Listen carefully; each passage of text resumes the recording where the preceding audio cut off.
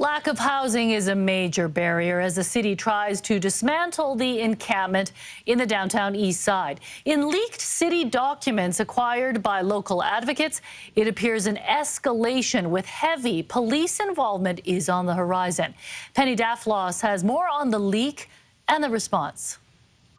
Fires risking the lives of campers, permanent residents and first responders, a marked rise in tensions and violence. All linked to the sprawling encampments on Vancouver's Downtown Eastside. The city now appears poised to take sweeping action. We are looking for empathetic solutions and providing people with housing options as we look to decamp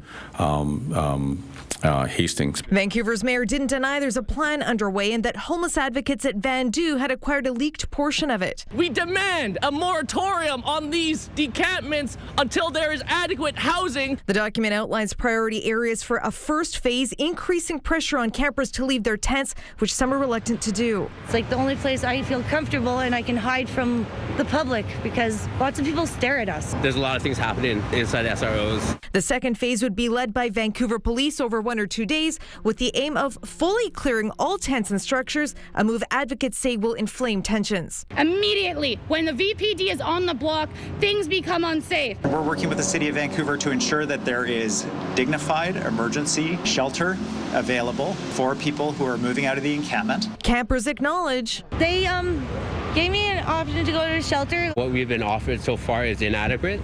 I feel more safer on the street. They're turning down rat-infested, bug-infested, unsafe, unlivable housing. Something has to change, and that's why we're working closely with the city on that as an emergency response. As for who ordered the controversial plan and whether it came from staff or council, the mayor had this to say. Yeah, so, we get briefed on a lot of things, and at the end of the day,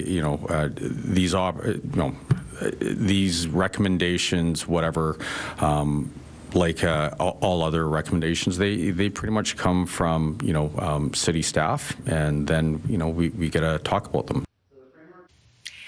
Well, Penny Daflos is here. Penny, the Premier acknowledged some of the SRO housing is, deplorable. So why are they expecting people to go there?